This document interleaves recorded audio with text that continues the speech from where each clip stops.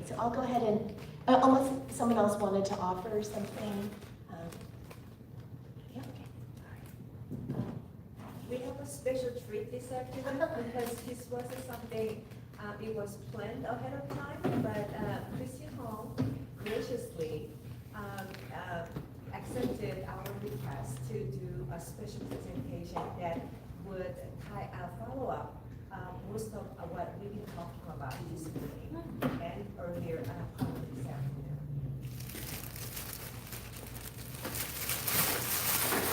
afternoon. Actually, I teach a course called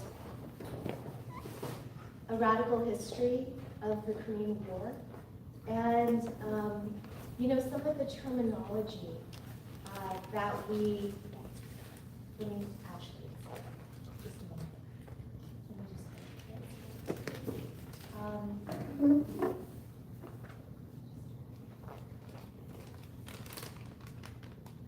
just So some of the terminology that is used in South Korea to describe, the women who were coerced into this system of Japanese imperial sexual slavery. The term in Japanese is myeonbu, and the term in Korean is wyeonbu. And that term wyeonbu was used throughout the Cold War period to describe women who activists oftentimes call camptown women.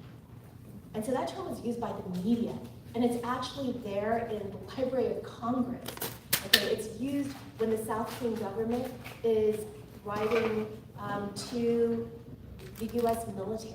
And the women who were initially described as a blanket squad who would follow U.S. forces in Korea, they're called comfort women. They're essentially called comfort women. And Anahid was saying, like, okay, there is that local case with the woman, I forget what's her name?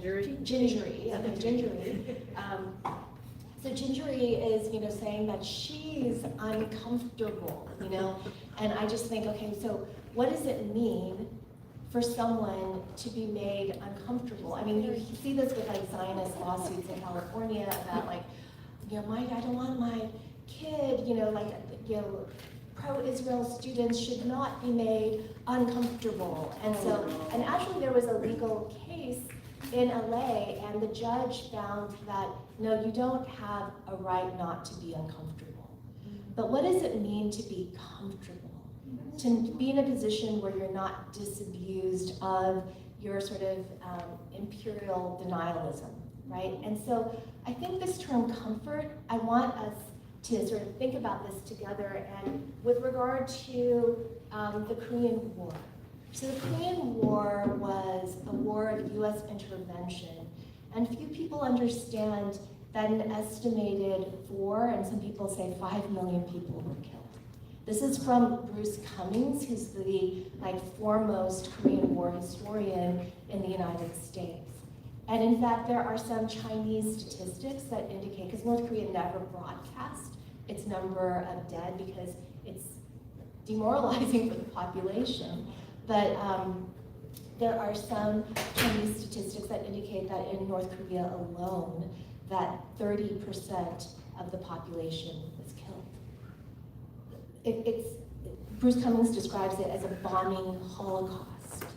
Nothing was left standing. And so, this is the sort of backdrop for the situation that I was talking about, which is US continued occupation of the southern part of the Korean Peninsula to this day. And so here I have this title of Home Away from Home, the Korean War mascot and the labor of comfort. And here it's basically, the question that I pose is, how was it that Koreans were stripped from a kind of indigenous social meaning and made to serve the foreign occupier? And I actually want to say something too, because the Korean War was many different kinds of war. You can disagree with me on this, but this is, I maintain this. It was an imperialist war of aggression. And when we talk about something like the so-called comfort woman system, that is not something that occurs, there's that sort of narrative, and I think we should be very careful of the kind of narratives that we accept. Some people have said, well, this happens all the time. No wars without this. Or boys will be boys. Look at all wars. Women have been and I'm not saying that we shouldn't be vigilant about that. And I'm not romanticizing anything. But even the South Korean journalist, An Jung-hyo was a child of the Korean War. He ended up serving in Vietnam. And he recalls as a child during the hot fighting period of the Korean War that his aunts, his mother, his older sisters, they would put soot on their faces. They would go hide.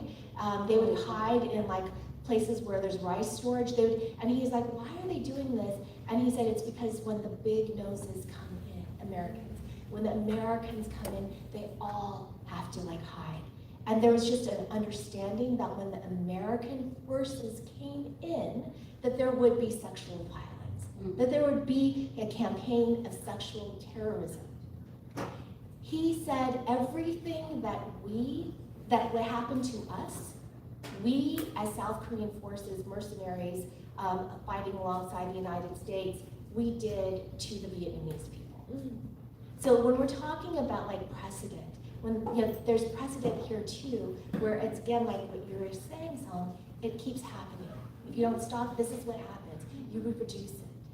And the other thing that he said, and he has no reason to say this politically, he says that when the Chinese volunteer army, and then a town would change hands many times. You take out your Higuki, and then you take out your other flag. You would just switch, whoever was occupying it. And he said that when the Chinese and the North Koreans occupied, they didn't mass rape. That is actually across the board. You hear South Koreans say they didn't mass rape. They did not mass rape. They were disciplined.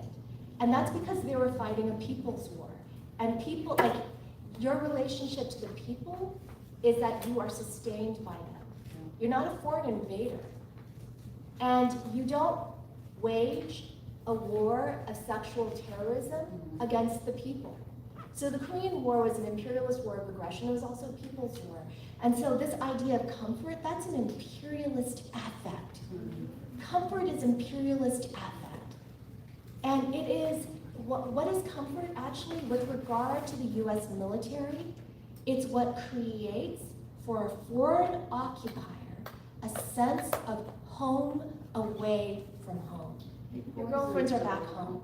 Your wives are back home. Okay, let's just say it's a homosocial, largely male fighting force. And, but you need to have a simulacrum of home while you are away. And it wasn't just women who served as militarized prostitutes. So I want to go to this. I guess I would just say this. So people were rendered into war trash. And feminist scholars have stated that the Korean War and its violence created many new categories of people who required care, right? So there's this kind of how Jim calls this war trash, right? But you could think of orphans, you could think of unaccompanied minors, you could think about many widows, you could think about many different people. But so here I wanted to just say this. So the term comfort, it traces back in English to confortare, which is Latin, and it connotes an act of strengthening, consoling, and pleasuring someone who is in crisis. Okay, so I want to think about, and invite us to think about what is that understood as labor? Okay, what does it mean to understand comfort as imperial labor in a militarized context in which occupation forces are on foreign soil, they're away from family, they're away from familiar faces, they're away from familiar streets, they're away from familiar customs. what does comfort mean as labor that occurs at the interface between the deterritorializing sovereignty of the occupier? Like, this is not, we are taking over, this is, and the suspended sovereignty of the occupied. There is extraordinary vulnerability in that asymmetrical relationship. So in their essay, Kinship of Violence, Ho-Soo Kim and Grace Cho importantly point out that some of these new categories of people requiring care, including widows, the disabled, and orphans. So they require care.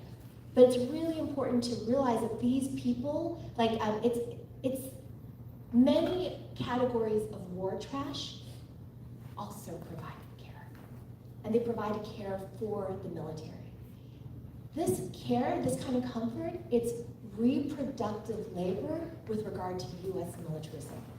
It's reproductive labor for imperial forces that are stationed in a place that for a long time was understood as a hardship tourism.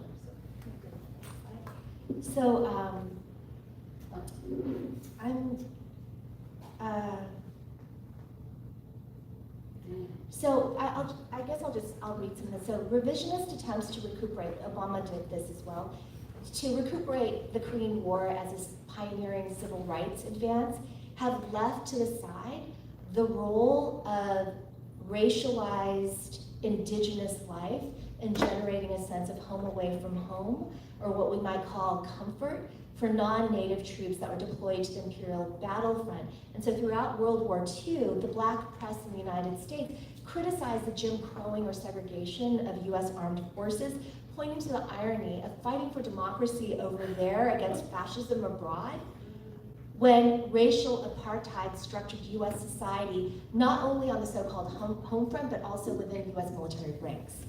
So the wartime black media noted that enlisted black men were often relegated to reproductive laboring roles, so non-combat roles. They served as messmen, they served as cooks, they served as janitors.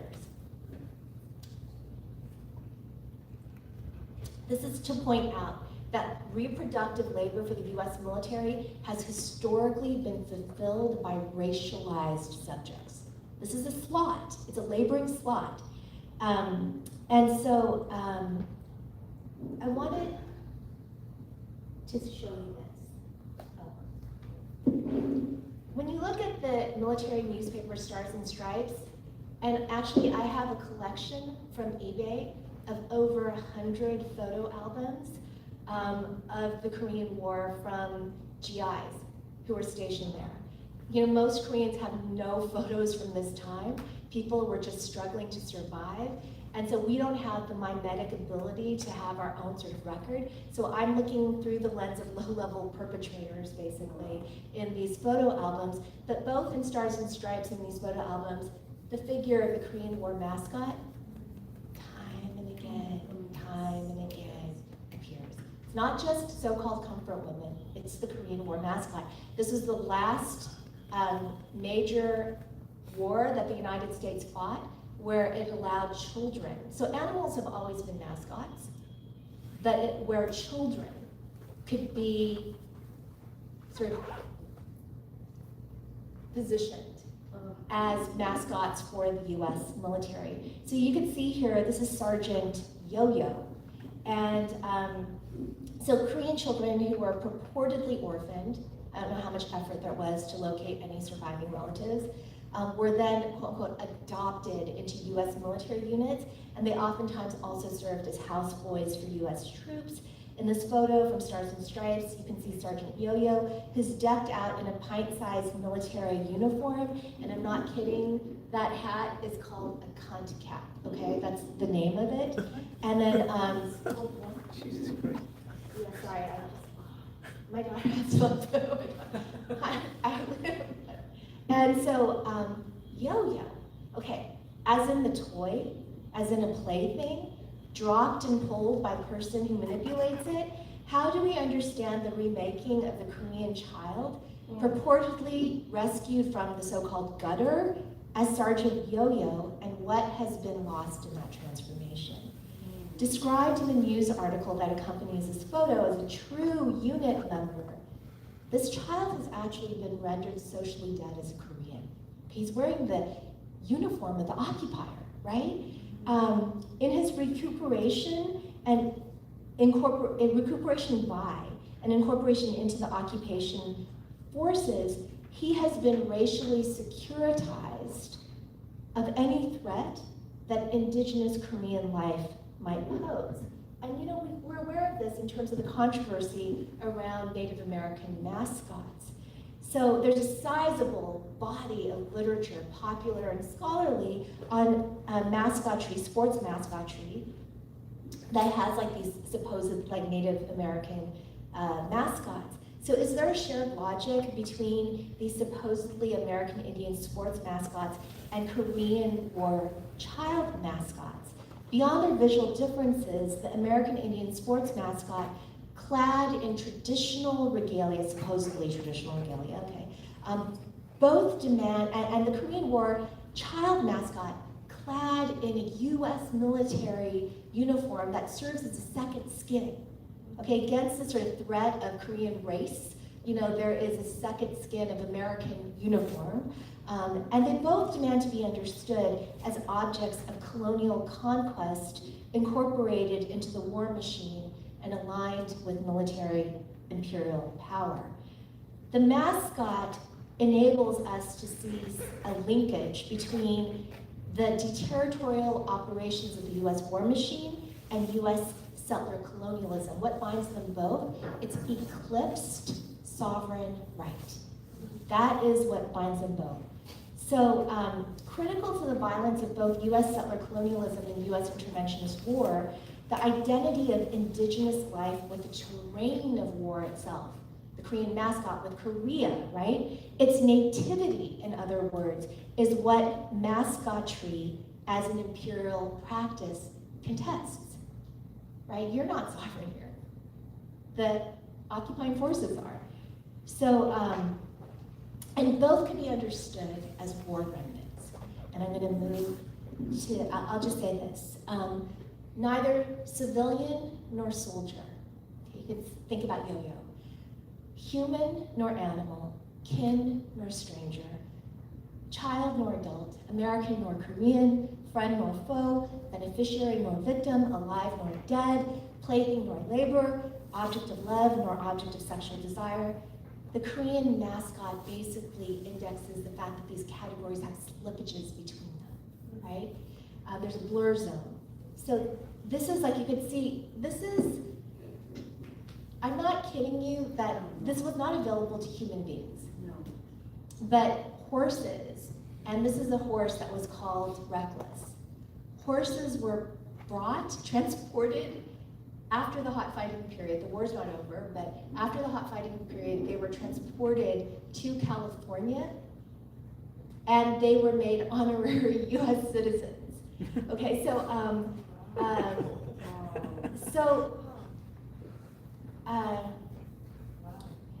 deemed soldiers, these animal mascots could be found in every theater of war. And that's true of these other mascots. They would actually go into battle. There's a really important article by Tessa Morris Suzuki where she looks at child labor. Every single side in the war had children participating in the war. So these animal mascots were workers, warriors, soldiers, comrades in arms, companions in battle. And for the adopted dog, cat, bird, horse, being in the soldier's care meant survival. Okay, so object that requires care. For the soldier, there's reciprocal thing here. A pet meant comfort and companionship on the war's brutal battlefields. And so the Korean War has been understood as, Korea has been understood historically as a hardship tour,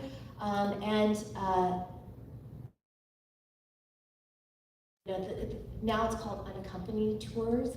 And so you can see on the left, this is a Korean War era cartoon that was created by Bill Human. and he creates a cartoon character named Baby-san. And so like many of the rest and recreation R&R, oftentimes GIs were stationed in Japan and then they fought over in Korea. And so in the Korean theater where fraternization, specifically sexual relations with native peoples, was officially in theory frowned upon, the gendered, affective, and reproductive labor of native subjects who fostered a sense of home away from home for invading forces was essential to maintaining the imperial war machine. Non-native troops, invaders, by dint of their extrinsic nature, required a simulacrum of home and the performance of comfort in their short-term tours of duty and their deployment to war fronts. And so, deployed to Korea yet stationed in Japan, the American GI needed his quote-unquote short-term honey, his GI quote-unquote wife, his baby son. Comfort in this case took the form of R&R, and so understood literally, and this gets to labor, recreation recreates.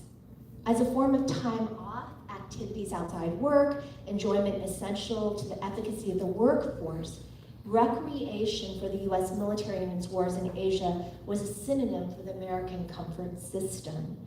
Just as Japan served as a site of recreation relative to Korea, Okinawa, and the Philippines served this function relative to Vietnam.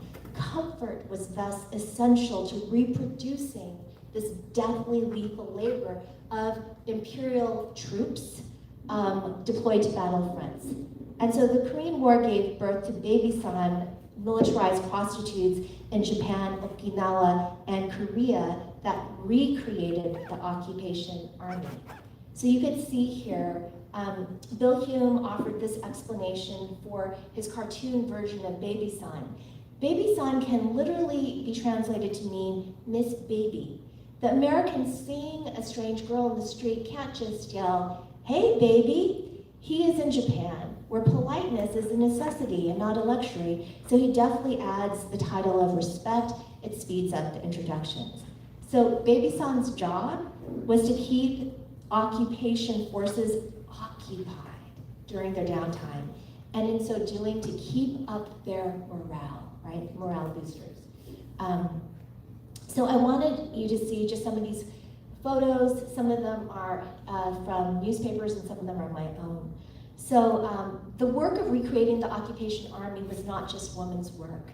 Located in the US war machine on battlefronts and in military encampments, Korean war child mascots undertook domestic labor crucial to the US military's overseas reproduction.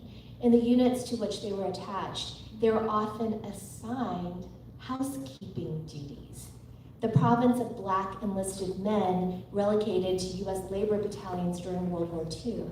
Mascots and houseboys were responsible for a range of tasks, including, as Link White details in his memoir, and he was a mascot who then was adopted to an American family and then served in the Vietnam War. But he recalls being a mascot / houseboy, and that was a very porous line. He said that his tasks involved making beds, which required straightening out their GI's sleeping bags, covering them with army blankets, shining their shoes and belt buckles, taking and bringing back their clothes for the wash, sweeping the tent's dirt floor, making sure that the tent stove was always fueled and that water cans were always filled. So geared in this way toward meeting the demands of empire, the militarized labor of mascots and houseboys fostered the lives of US military personnel in the distant and hazardous milieus to which they were deployed, generating for US troops the sense of home away from home. Not dissimilar in this regard to the so-called comfort women stationed during the Pacific War on Japan's Imperial Army front lines, or military prostitutes, quote, quote, in Cold War camp towns around US bases in Asia. Korean War child mascots performed care and filiation in non-normative, arguably queer ways in a context of industrialized domination and death. Their affective labor was critical to US militarism's social reproduction. And photo out of photo, photo after photo in Stars and Stripes feature these mascots holding tenderly weapons almost larger than them, getting the feel of a gun. So queer theorist Sharon Holland has argued that the erotic is the glue for a racist world order. And in personal photo albums of Korean War GIs, photos of mascots appear routinely in military encampments, goofing off and engaging in horseplay with American GIs and officers. Good, this is good, clean fun, right? In a setting that was conditioned by vast asymmetrical killing power, the Korean War mascot hovered in a gray zone between friend and enemy as a form of queer life. And I have over 100 of these albums, and when I'm looking at these images, I'm often asking myself, what am I looking at? What am I seeing? Am I reading too much into these images? How are we supposed to read them? So Tessa Morris Suzuki says, in a world full of homeless and abandoned children, the individuals and units which adopted child mascots may have done so with the best of intentions, but the potential for abuse was also glaringly obvious. So you can see here, this is Susie Q, and she was referred to as a Beibisan. So feel-good stories about Korean children, they're referred to as waifs, orphans, street urchins in the news reports of the day, oftentimes focused on the supposed humanitarianism of GIs, let alone the millions of Koreans who were killed, right? Leaving to the side what happened to these children's parents, these media accounts emphasize the benevolence of US armed forces. They're in Korea not to kill, no, not at all, but to rescue vulnerable populations who just happen to be in need of care. Take, for example, Miss Susie Q, a brown-eyed, pigtailed imp who, according to Stars and Stripes, took Busan by storm. Yet a closer read of the article suggests the directionality of care and comfort was far from unidirectional. Not just called Susie Q, this child mascot who had learned American slang and the soldiers' ways was also dubbed Beibisan. And so, there are many historical accounts that indicate that there was this slippage between the child and baby mascots that were affixed to US units, and then their work as Beibisan.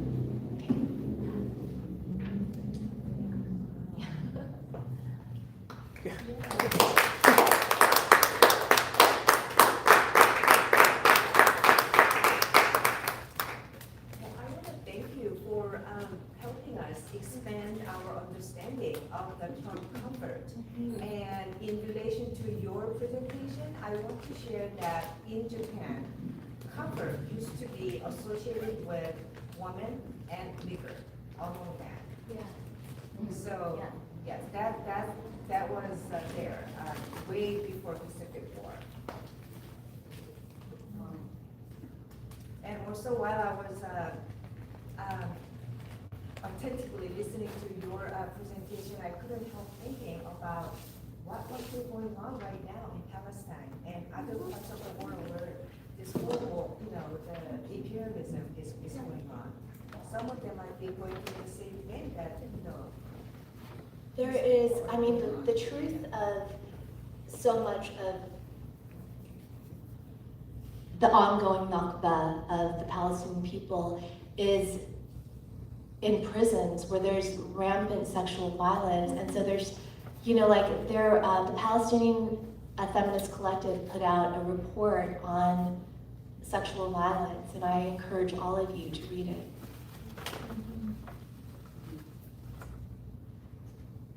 Should we go ahead and end here? Does anyone have a question or comment or anything? Yeah. Okay, well, yes. No, I just want to say that thank you everyone today, because I really learned a lot about the subject, but it also made me think about the parallels that exist today. And some just mentioned the Palestinians and how they are being exterminated. Children are being shot, or maimed. I mean, their lives have been destroyed, so there's no future for them in a way. And how journalists are prohibited from entering Gaza as well because they're the ones who can take pictures and write articles about it, right? So it's interesting to see how a victim becomes the victimizer. Yeah. In a way that I personally would have never expected, Israel to become what it has become today, and to treat people worse than they were treated or as they were treated, right? So it's so interesting on that, and the dispute of land also, there's so many parallels today. We talked about Jeju, and England and Argentina have the same thing with the Falkland Islands, right? Is the Falkland for England, is the Malvinas for the Argentinian, and how they dispute the territory, and the strategy that England has had to take over that land and not give it back to the Argentinians, like populating it with the British, and supporting them 100%, because there isn't that many jobs of those islands and things like that. So I learned a lot, and thank you so much, because it is interesting how you see things. When I was in junior college, which is kind of interesting, I was a work-study student, and one of my jobs on campus towards the end of my college year was to work in what it was called the overseas department. And what it basically was a department that sent American instructors to military bases in the Pacific, in the Philippines, Korea, and Japan. And I remember hearing the word Busan and others without even knowing what they were, but they were the bases, the cities where the bases were located. And all these soldiers would take courses at the bases and then transfer those courses to a college in the US. And when they would be ready to do that, they would write to us, and we would then send the transcript to the college they had applied.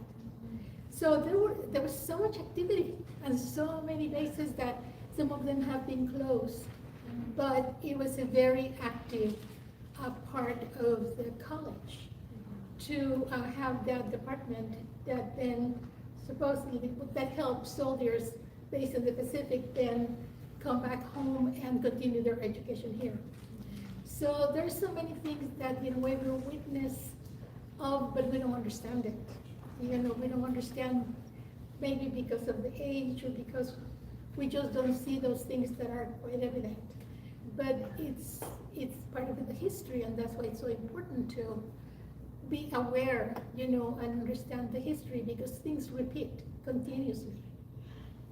Erica had said earlier this term belly of the beast, and I'm co-writing a book on ethnic studies during a time of genocide that's called Belly of the Beast. And, the question that I was asking you about, because there's something about this, the origins of ethnic studies, people, there has been a Zionist attempt to curb what ethnic studies actually is.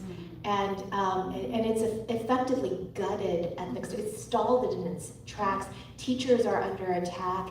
So many people have lost work. It is ceaseless, the kind of repression. And we have AB 715 now, which is an extraordinarily repressive law that actually creates an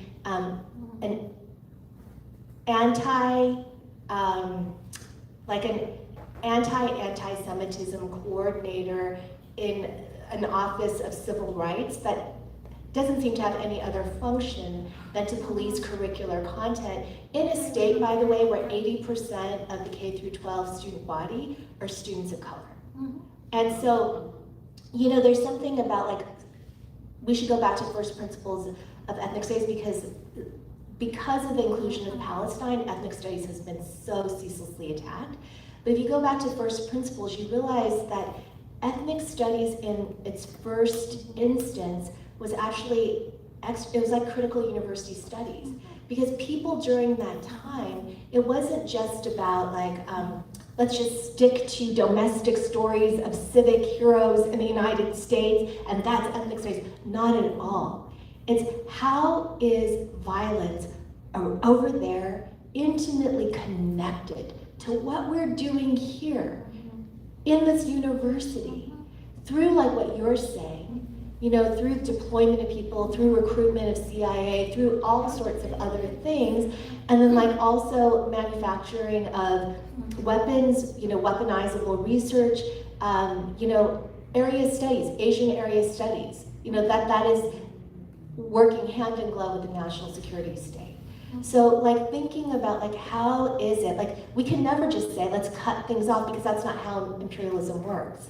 Imperialism is inside and outside, it's there, it's here, and there is a structural connection between the two that we always, that doesn't often surface visibly, but yeah, I mean, this is a militarized society even though it doesn't feel like it, you know.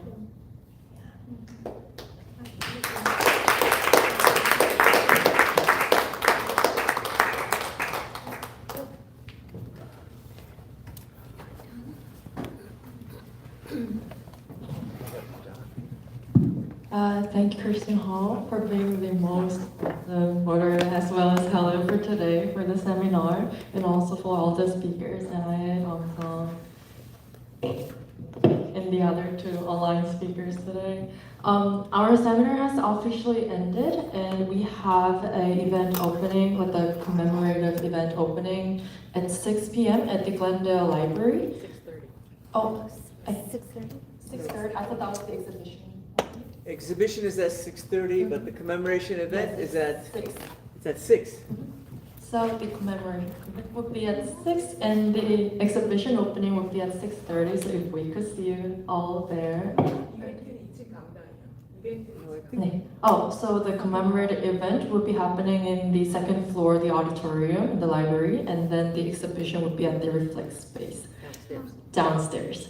So if we could, if I could see you all there at that time, that would be great. And thank you again for being here for this memorable event. Thank you.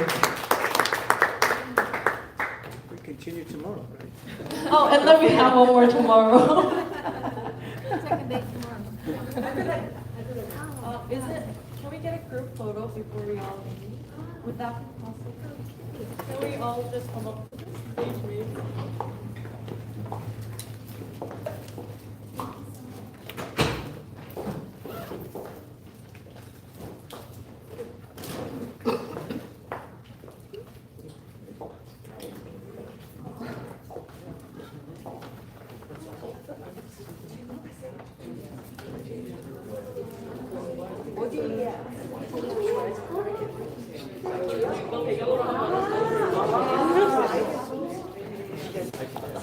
있어요? 아니면 저기 올라가셔야죠. 네. 발표자신데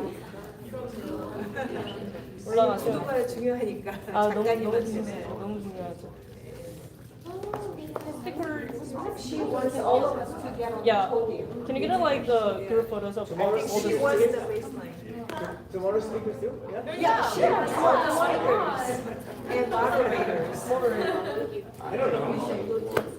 I have the trustee. Eric and Christine, do you mind coming up?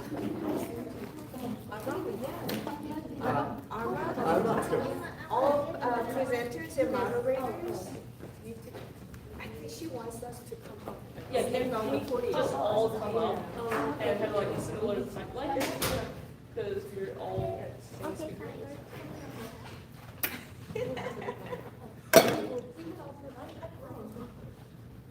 하늘이 와도 되죠? 하늘이. 그럼요. 하늘이 앞에가 있지 않나? 제일 예쁜데?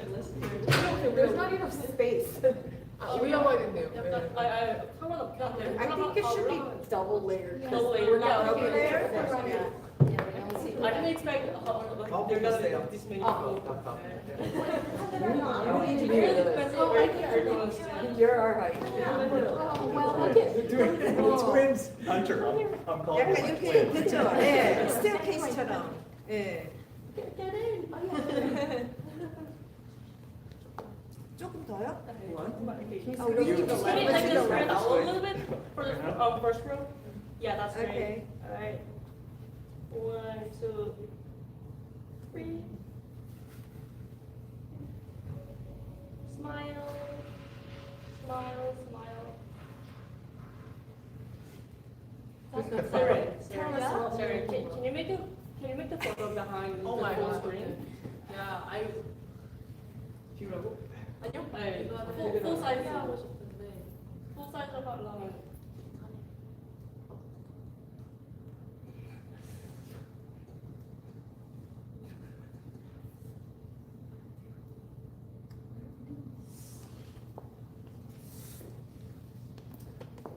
I think she's trying to post right now I'm trying to get her like the full photo, full screen of the photo for the background.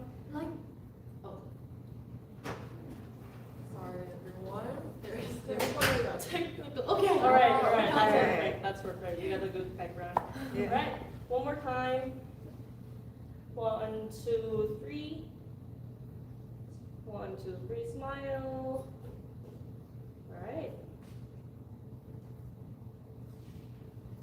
That's good.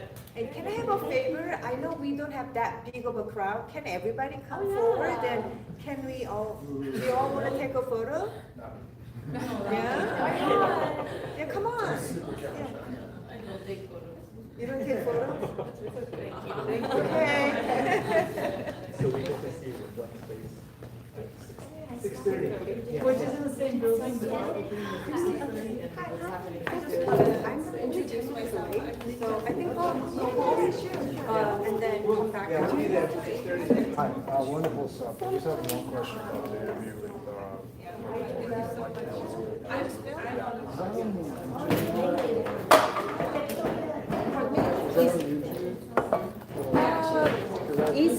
It's not on public, but yeah, it is. We're thinking about it.